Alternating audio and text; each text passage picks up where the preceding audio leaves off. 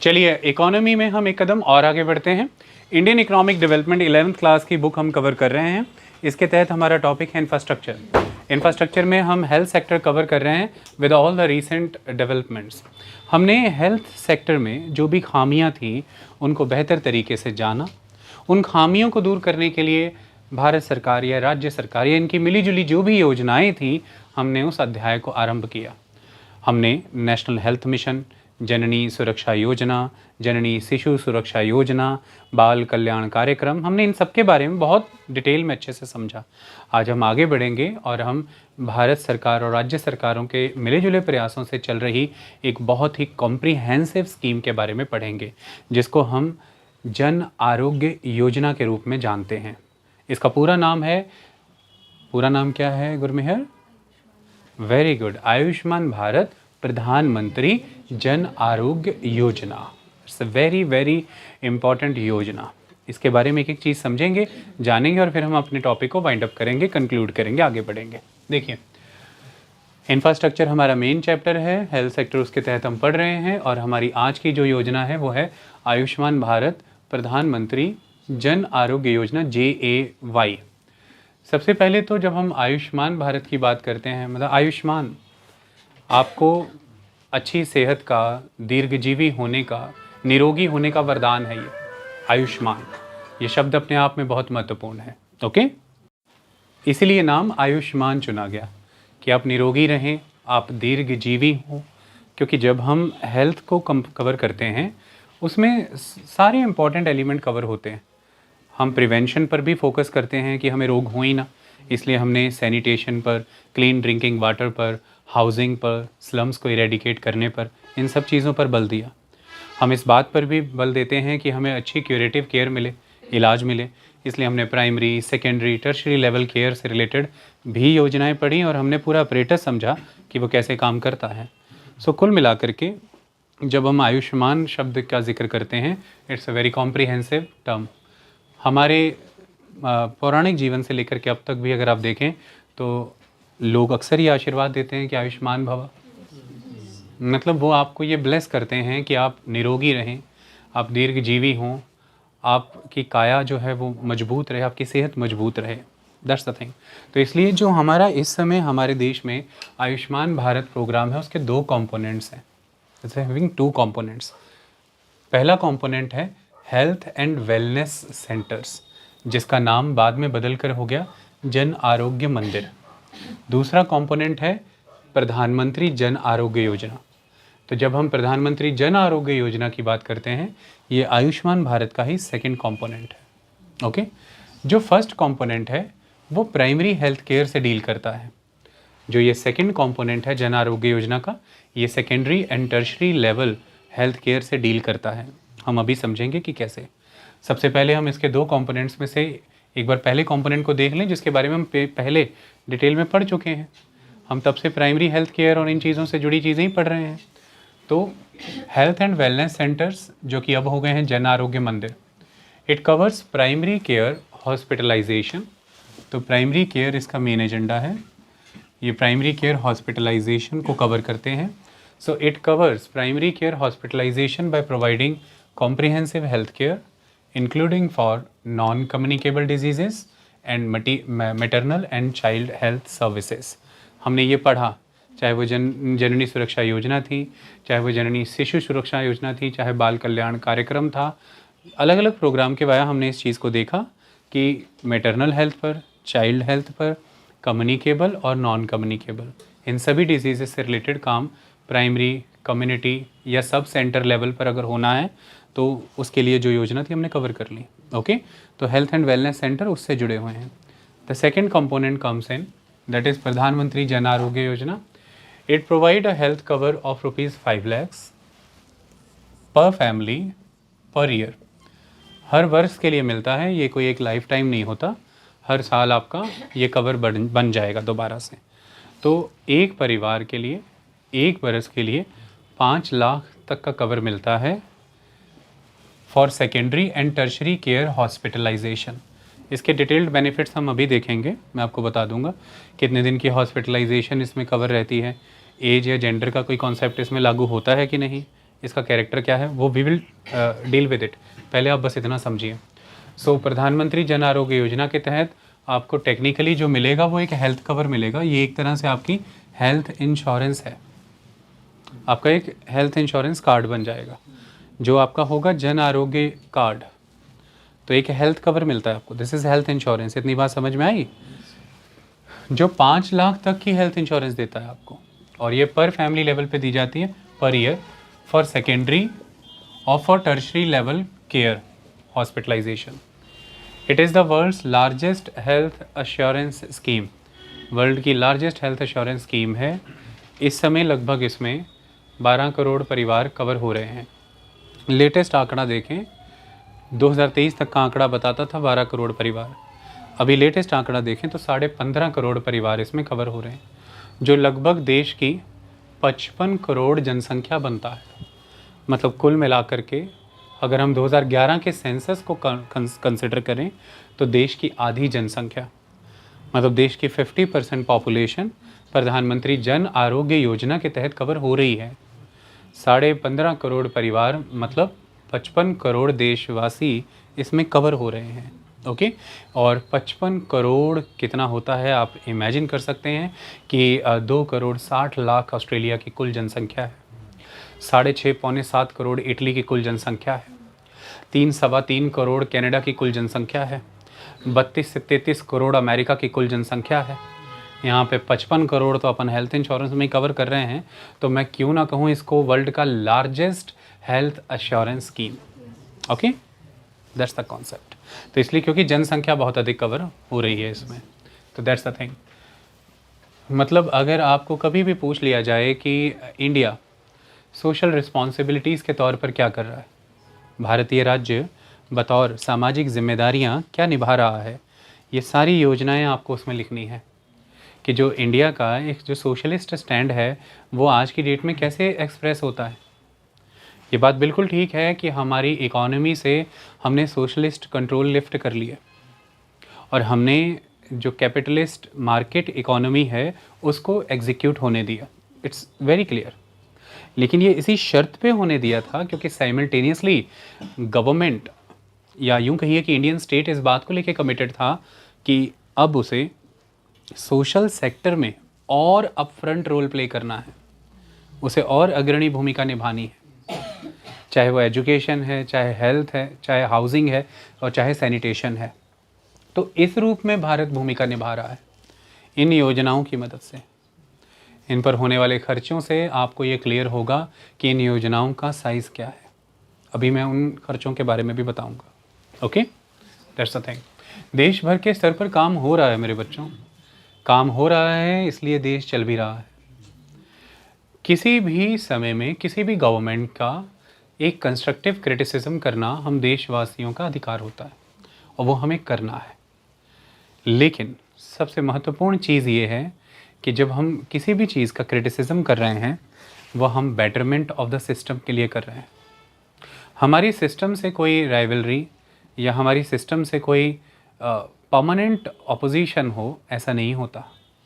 हमें सिस्टम को अच्छा करने के लिए उसकी खामियों को ढूंढना होता है, पर यह तो तभी होगा जब कोई सिस्टम एग्जिस्टेंस में होगा। और जब हम एग्जिस्टेंस की बात करें तो भारत में मल्टीपल फ्रंट्स पे कई सिस्टम्स एग्जिस्टेंस में हैं और वो इसी रूप में होते हैं। योजनाएं होना ज़रूरी है, तभी योजनाओं की खामियों पर बात होती है, तभी योजनाओं की गलत इम्प्लीमेंटेशन पे बात होती है, तभी योजनाओं के द्वारा लाभार्थियों को सही लाभ नहीं मिल रहा इस पे बात होती है। लेकिन इन सब पे बात करना कभी भी योजना के निरर्थक हो जाने का प्रमाण है, ऐसा नहीं होता। योजना यूज़लेस होती है, योजना की आवश्यकता ही नहीं थी, ऐसा नहीं है। योजना है और वो महत्वपूर्ण है। जिन लोगों को इससे लाभ मिलता है वो उनके लिए लाइफलाइन का काम करता है। जैसा कि मैंने बताया था, हमारे ही क्लास में छात्र हैं, उनके परिवार को इसका लाभ मिला। कई परिवार, मेरे संपर्क में कई परिवार हैं जिनको इसका लाभ मिला। कई तरह की क्रूशियल सर्जरीज़ जो शायद वो खुद कभी भी ना अफोर्ड कर पाते, देश के बेहतरीन हॉस्पिटल से हुई, जो कि एम्पैनल्ड हॉस्पिटल थे, द प्राइवेट हॉस्पिटल्स। शायद वो सर्जरीज़ वो अपने दम पर कभी ना करा पाते। तो इस तरह से सिस्टम में कई खामियां हैं, we will discuss about that, but there is a system that is important. हम उस सिस्टम के बारे में जान रहे हैं।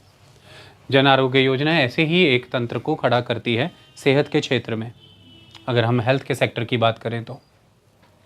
सो ये यहाँ पे लिखा गया है कि the Jan Arogya Yojana is to provide a health cover of ₹5 lakh per family per year for secondary and tertiary care hospitalisation. It is the world's largest health insurance scheme. किस वर्ष में लॉन्च हुई उसके लिए इसको समझें कि it is recommended by the national health policy 2017। 2017 की जो नेशनल हेल्थ पॉलिसी थी उसने रिकमेंड किया था कि एक यूनिवर्सल हेल्थ कवरेज के लिए हमें स्कीम लानी चाहिए। तो फिर उसके तहत ये योजना आई, जन आरोग्य योजना, और ये असल में 2018 में लॉन्च हुई। So it is recommended by the national health policy 2017 and launched in the year 2018। किस मंत्रालय के तहत इसका कंट्रोल आता है? ये कवर होती है Ministry of Health and Family Welfare. इसका एम क्या है? इसका एम है to achieve the vision of universal health coverage which encompasses preventive, curative, promotive, rehabilitative, palliative care. ये सभी चरण जो केयर से जुड़े होते हैं, all the stages, all the steps associated with the different type of care, इस कॉन्टेक्स्ट में एक यूनिवर्सल हेल्थ कवरेज प्रोवाइड करना इस योजना का उद्देश्य है। तमाम देशवासी हेल्थ सेक्टर के एम्बिट में कवर हों, ये हमारे देश का उद्देश्य होना ही चाहिए।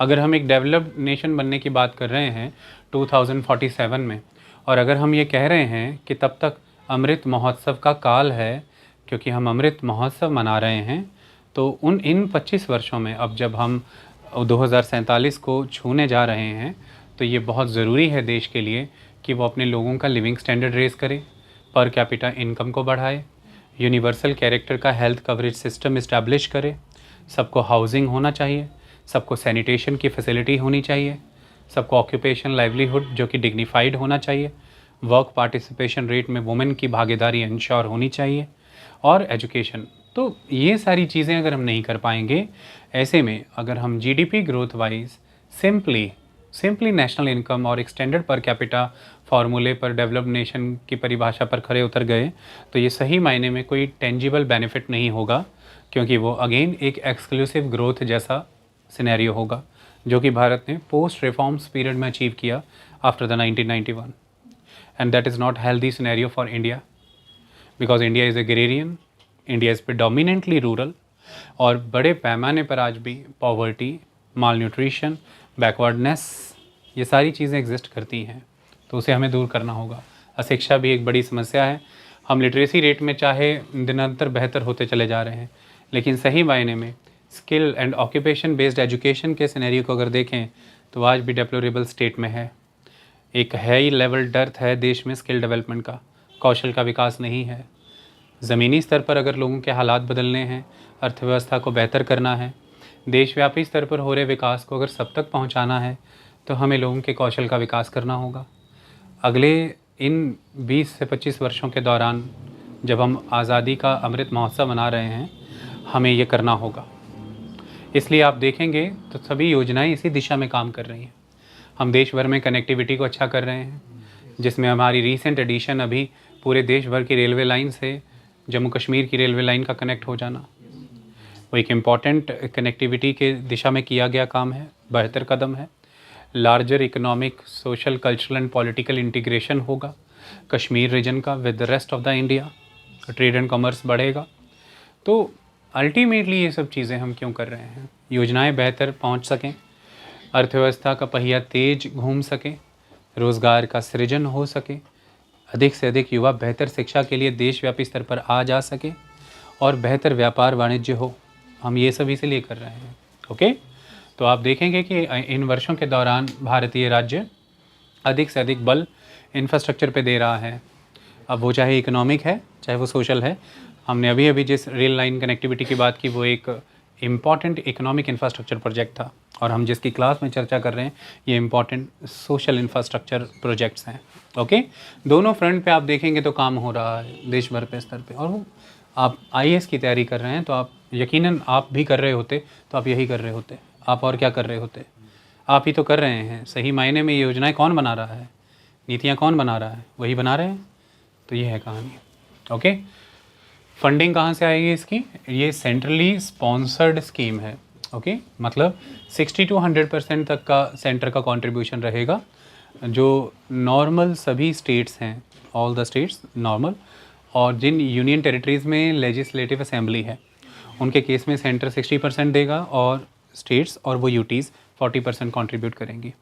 North eastern states, Jammu Kashmir, Himachal, Uttarakhand, ये जो पहाड़ी राज्य हैं, इनके लिए स्टेट सेंटर का कंट्रीब्यूशन 90% रहेगा और इन राज्यों का अपना कंट्रीब्यूशन 10% रहेगा। जो यूटीज़ सेंट्रल गवर्नमेंट के अंदर ही हैं वहाँ पे तो नेचुरली सेंट्रल गवर्नमेंट का कंट्रीब्यूशन 100% रहेगा। सो 60 to 100% कंट्रीब्यूशन सेंटर का रहेगा as per the status of the union territories and the states. Rest of the contribution will be made by the states और द यूनियन टेरिटरीज। तो ये है। दूसरी तरफ जो पब्लिक हेल्थ है, इट्स अ स्टेट सब्जेक्ट, ये पता होना चाहिए आपको। तो इसकी effective implementation is the responsibility of the state, इस बात का ध्यान रखना है। So funding is a centrally sponsored scheme. इसके तहत होता क्या है, जब मैं ये कह रहा हूँ ये कंट्रीब्यूशन 60 to 100%, तो आपके मन में ये बात आती होगी पैसा जो दिया जा रहा है कहाँ जा रहा है। सिंपली वो किधर जा रहा है कि जो आपके लिए ये जो हेल्थ इंश्योरेंस होगी अब 5 लाख की, इसका जो प्रीमियम कॉस्ट है, प्रीमियम का खर्चा, वो प्रीमियम जो है वो सेंटर और स्टेट के बीच में बटेगी उसकी कीमत। आई बात समझ में? आप अपना नॉर्मल हेल्थ इंश्योरेंस का प्रीमियम खुद भरते हो, है ना, 10, 15, 20, 25 हज़ार जो भी आपका इंश्योरेंस है आप उसका प्रीमियम भरते हो। अब आप देखिए ध्यान से कि हर परिवार को इंश्योरेंस करा के देगी सरकार, प्रीमियम भरेगी जैसे 60-40 की रेशियो में। तो मान लीजिए कि 10,000 रुपये का प्रीमियम है तो 6,000 रुपया केंद्र सरकार भर देगी, 4,000 राज्य सरकार भर देगी, प्रीमियम ही भरा जाएगा क्योंकि हेल्थ इंश्योरेंस ही। फिर योजना का लाभ वो कंपनी देगी, उसको देना है। समझ में आई बात? बाकी ये तो प्रीमियम भरेंगे। तो यहाँ पर लिखा गया है कि funding, so expenditure incurred in premium payment will be shared between central and the state government. तो जो प्रीमियम की पेमेंट पे खर्चा आएगा वो सेंटर और शेयर आपस में बेयर करेगा। क्योंकि आप एक चीज़ देखिए ना, हॉस्पिटल तो सरकारी ऑलरेडी हैं, मेरी बात समझ आई ना आपको?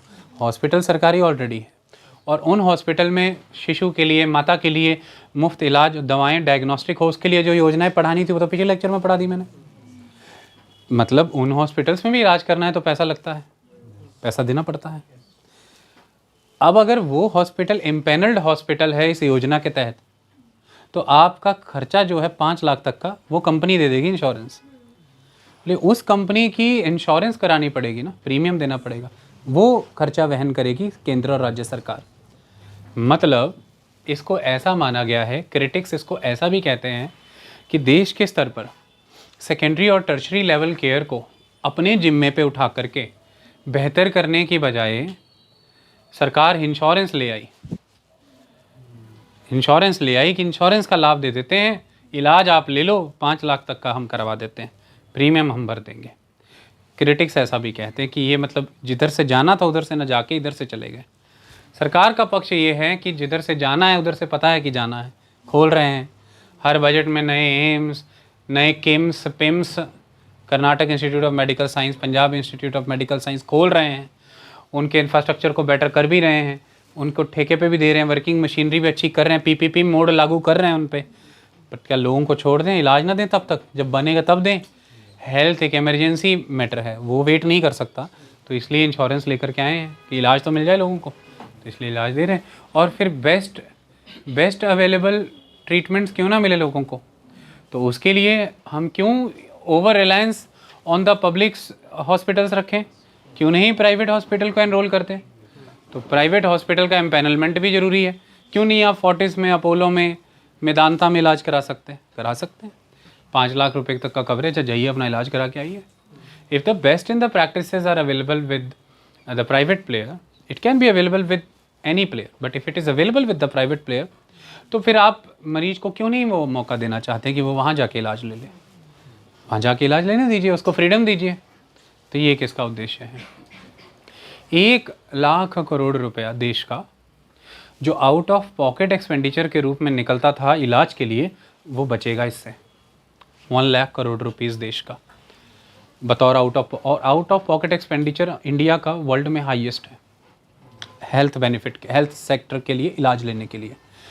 वो 1 लाख करोड़ रुपए सरकार कहती है जब बचेगा तो वो लोगों को सशक्त करेगा, उसी की वो अपनी शिक्षा लेंगे, बेहतर खाएंगे पिएंगे, सेविंग्स करेंगे, खरीदेंगे, अर्थव्यवस्था चलेगी, इकॉनमी चलेगी।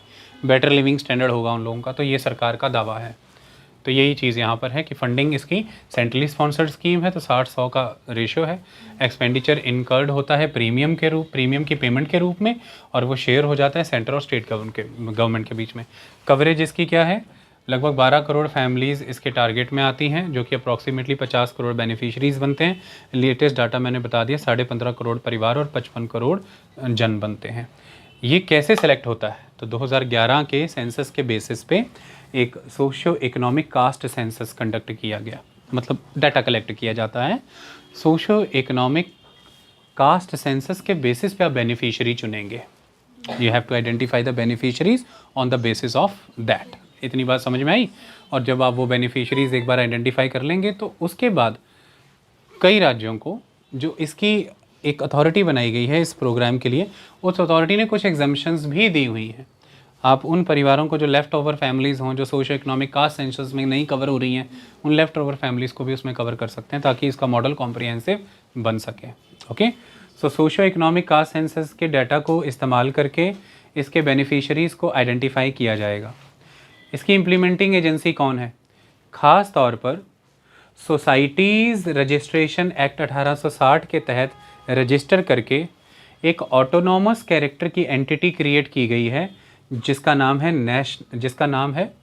National Health Authority, NHA। ठीक है, तो कई बार सिंपली NHA पे भी क्वेश्चन आ जाता है। NHA ऑटोनॉमस बॉडी है कि नहीं? स्वायत्त है, ऑटोनॉमस है। NHA एक रजिस्टर्ड सोसाइटीज़ एक्ट के तहत रजिस्टर्ड बॉडी है। Okay, so it's an autonomous body, it's a registered body under the societies registration act 1860। और ये देशव्यापी स्तर की बॉडी है, जिसकी जिम्मेदारी है अलग अलग राज्यों की सरकारों के साथ मिलकर के प्रधानमंत्री जन आरोग्य योजना को क्रियान्वित करना, एग्जीक्यूट करना। स्टेट लेवल पर जो एपेक्स बॉडी है, सेम उसका नाम क्या है? State health agency, SHA। ये नेशनल हेल्थ अथॉरिटी है, वो स्टेट हेल्थ एजेंसी है। इतनी बात क्लियर हुई? सो इम्प्लीमेंटिंग एजेंसी कौन है? National Health Authority, NHA। It has been constituted as an autonomous entity under the Societies Registration Act 1860. State Health Agency is the apex body of the state, जो state level पे काम करेगी। इतना वृतांत जो दिया समझ में आया? चलिए इसके थोड़े बेनिफिट समझें, इसकी सफलता के पीछे क्या क्या कारण रहे हैं, थोड़ा उन्हें समझ लेते हैं, और फिर हम अपने टॉपिक में आगे बढ़ जाएंगे। ओके, देखिए बेनिफिट्स क्या हैं। It covers up to 3 days of pre hospitalisation and 15 days of post hospitalisation expenses. जैसे कि डायग्नोस्टिक और मेडिसिन के खर्चे, मतलब जिस बीमारी के लिए आप हॉस्पिटलाइज हुए हैं, कोई भी बीमारी आप हॉस्पिटलाइज हुए हैं उसके लिए, और हॉस्पिटलाइजेशन से पहले भी तो आप इलाज ले ही रहे होंगे, OPDs में जाते होंगे, टेस्ट कराते होंगे, दवाइयाँ लेते होंगे, तो हॉस्पिटलाइजेशन के 3 दिन पहले तक का भी खर्चा फिर कवर हो जाएगा। और एक बार हॉस्पिटलाइजेशन ओवर हुआ, आप घर आ गए, तो 15 दिन तक का वो भी खर्चा कवर हो जाएगा, अगर कोई दवाएं हैं या कोई टेस्ट फर्दर पड़े हैं। तो pre hospitalisation and post hospitalisation इस योजना में कवर है। 3 days ऑफ प्री हॉस्पिटलाइजेशन है और 15 days पोस्ट हॉस्पिटलाइजेशन इसमें कवर्ड है। There is no restriction on family size, age और जेंडर। ना तो उम्र को लेकर कोई रिस्ट्रिक्शन है, एक फैमिली में सभी कवर रहेंगे। ना तो साइज़ ऑफ द फैमिली की 4 लोगों का यूनिट ऑफ फैमिली होना चाहिए, 5 लोगों का, नो, और ना ही जेंडर को लेकर के। So there is no such restrictions. Benefits are portable. ये जो इंटरस्टेट पोर्टेबिलिटी है, ये इसकी एक बहुत बड़ी ताकत है। आप किसी भी राज्य के हैं, किसी भी राज्य के निवासी हैं, डोमिसाइल हैं, नो प्रॉब्लम एट ऑल, किसी भी दूसरे राज्य में आप इलाज ले सकते हैं। शर्त ये है कि उस राज्य के द्वारा जन आरोग्य प्रोग्राम चलाया जा रहा हो। तो आप किसी भी भारत के राज्य में इलाज ले सकते हैं, किसी भी पब्लिक प्राइवेट इम्पैनल्ड हॉस्पिटल में। ये इसकी पोर्टेबिलिटी स्कीम है, जिसकी वजह से माइग्रेंट्स जो हैं उसको काफ़ी लाभ होता है, क्योंकि वो किसी एक राज्य के होते हैं, रहे दूसरे राज्य में रहे होते हैं, फिर तो इलाज नहीं ले पाएंगे वो। तो that is important thing. So benefits are portable across the country, that is a beneficiary can visit any empanelled public और private hospitals in India to avail cashless treatment. This is very important point, the treatment is cashless. ऐसा नहीं है कि पहले आप पे करेंगे और फिर रीइम्बर्समेंट होगी, no, it's a cashless treatment. जैसे आपकी कैशलेस गाड़ी की इंश्योरेंस होती है कि आप जाएंगे बस इलाज